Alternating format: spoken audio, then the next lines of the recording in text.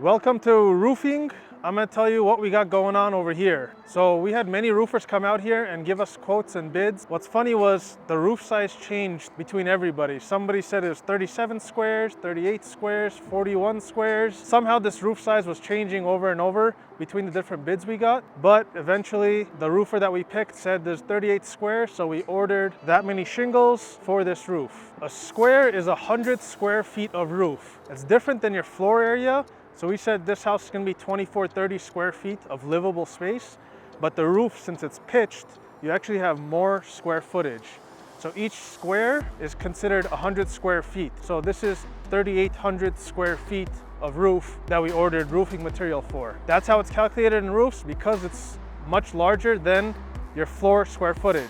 So over here you can see behind me all the roofing material, and on this side is the underlayment. We went with synthetic underlayment instead of a felt underlayment. By asking many people in the industry, they really didn't see a difference between the two. The really old guys who've been doing this for years will say felt is better, felt is better. Where we bought the material from, I asked them, they said the synthetic is just fine. Many roofers that we had out here said the synthetic is just fine, and the synthetic is significantly cheaper. So it did work out that way in our favor. We did want to put the felt in the beginning, but since there's no difference, it seems, why would we waste more money? So the other important thing on your roof is the heating barrier. So if you look on your Title 24 sheet, it might call for a specific type of roofing. Ours called for what's called cool roof technology. So we picked shingles that had that cool roof technology in them.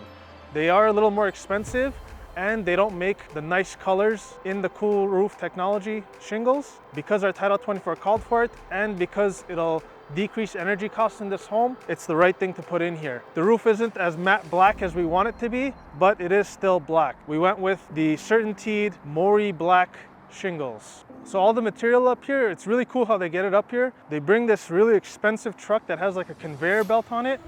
One guy on the truck is loading all the material off the flatbed onto this conveyor belt. The conveyor just brings all the material up to the roof, and somebody picks it up from here, drops it on along the roof. That way you're not carrying it one by one on the ladder, trying to hoist it up with pulley system.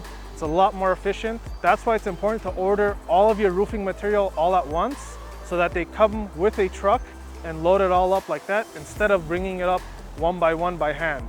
One of the things we learned is about corners like this, where we have a gable coming to a flat spot. Right here, what we should have done during framing is put a waterproofing barrier before they put this gable here. The reason for that is it's really hard to waterproof this because it's so tight in this corner. The good news for us is there is enough of a gap. You probably can't see it on the camera, but there is enough of a gap for us to slip a waterproofing paper in there. Instead of giving us 12 inches, it's only going to give us maybe 8 inches of horizontal water stoppage. It's still going to be good enough to waterproof this area. That's something that should have been considered during framing. Because we don't know what we're doing, we didn't notice it until the inspector kind of pointed it out to us. How are you going to waterproof that area? It's not the inspector's job to point that out, so I'm grateful that he did, and now we can fix that. So we are going to fix that today. This is something to consider. When you have roof lines that are coming against flat surfaces, you have to always be thinking waterproofing, or roof in general. You always need to be thinking about waterproofing. Is the water going to enter the house or not? Do I have an issue here or not? You always got to be thinking about that. You can't expect your framers to think of that. You as the builder have to figure that out. I'm standing out here in my neighbor's driveway, and you could see the roofers behind me.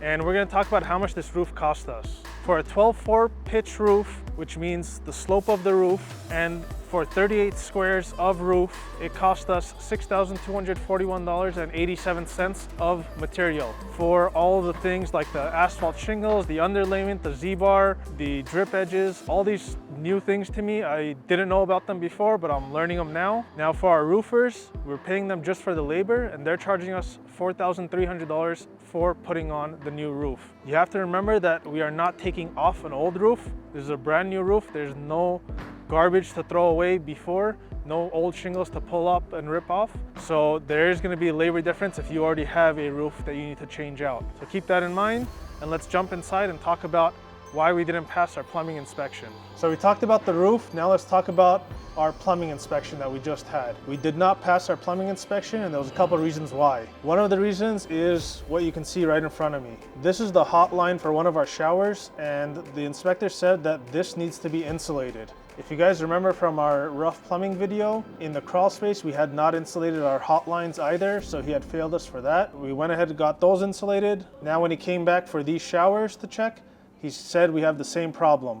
We haven't insulated these hot lines. Apparently it's a code that has been changed a long time ago, but a lot of people don't follow it still because they think, you know, there isn't much left here, there isn't much to insulate. What he actually also told us is on these 90-degree angles, you actually need to miter 45 cut your insulation so that it butts up to each other so you have no area that's not insulated. This is one reason why we didn't pass our plumbing inspection. Let's go talk about a bigger problem that we had. I'm standing here in the kitchen where we have our sink drain and our sink vent. So this vent looks similar to all of our other vents in our bathrooms, but there's a fundamental problem here. This horizontal piece of the vent is far too low. If you can imagine your sink right here, you fill up your sink with your stopper and you pull that stopper out, your water line tries to rush down your drain. This horizontal, because it's lower than your sink, the water is going to find an equal balance and it's going to fill up in here. Now you got water in your vent and your sink will not drain properly. Nobody wants that, so that'll be a service call for us, like, hey, our kitchen sink sucks, come and fix this, something's wrong. This, after we have cabinets and drywall here, it's going to be a whole nightmare. So the inspector noticed this right away, that we have our horizontal vent too low. It'll cause what's called a wet vent when it fills up with water like that, and we got to move it up. So we're gonna move it up as close to the window as we possibly can so that the sink drains properly. So if you guys watched the 360 video walkthrough of the house with me and Sam, you know that I'm standing in the master bathroom and I'm standing right where we're gonna have a freestanding tub. The problem is we haven't pulled up the drain of this freestanding tub and the inspector didn't like that. It's kind of strange to me that we don't have the drains for any of our other tubs, but he wants the drain of the freestanding tub stubbed up and checked before he gives us a sign off on the plumbing. So we clearly don't have that. None of our other tubs have their drains pulled up and he didn't care about that, but he wants this one. The other thing that we didn't know about on the freestanding tubs, you have to get what's called an anti-scalding valve. He kept saying 120-degree anti-scalding valve. I thought 120-degree meant some kind of angle, but he's talking about the water temperature. Basically what that valve does is it shuts off the water if the water temperature is too hot, and that's to stop kids from burning themselves on a freestanding tub that they can really easily access the controls to. So he said we got to put that anti-scalding valve somewhere in here with an access door that you can always access it. That kind of ruins our plans for what we had in mind for this bathroom. We got to now come up with a way to put that anti-scald valve in, put an access door in so that the inspector can see it and give us a sign off so we can actually put finishing materials on here. He won't let us do any drywall or floors or tiling or anything like that until he has that checked off. So that's another thing that we were missing in our plumbing. We didn't know about it, now we do. We're gonna get that done. That's it for this week's video. Thanks for watching. Like the video, subscribe to the channel, and if you have any questions, leave them in the comments below. I'll finally get Sam to maybe do something and answer your comments. See you next week. Eddie's a liar. That's not the end of this video, and I'm on the job site more than he is, and I work harder than he does because I got to keep track of everything. He just spends money left and right, doesn't even think. We spent an extra $561.61 on the roof. We needed a couple more things in terms of material, drip edge, more shingles. It was just a little bit, not too much, $561.61. That brings our total down here to whatever it is. Another thing that we missed is the stucco. So we were originally planning on stuccoing the eaves and the fascia boards. Unfortunately, our drip edges did not stick out far enough. We had to let our roofer know ahead of time, hey, we're gonna stucco the fascia board, for him to stick out our drip edges another 7/8 of an inch so that the stucco could come up underneath the drip edge. Unfortunately, we didn't tell him that. He laid out almost all the drip edge all the way around the house. And now to tear that all out, it would cost us a lot more money. So we decided we're just going to paint the fascia board and have it black the way that it is in the photo, and have the rest of the stucco like an off-white like we originally discussed or planned out.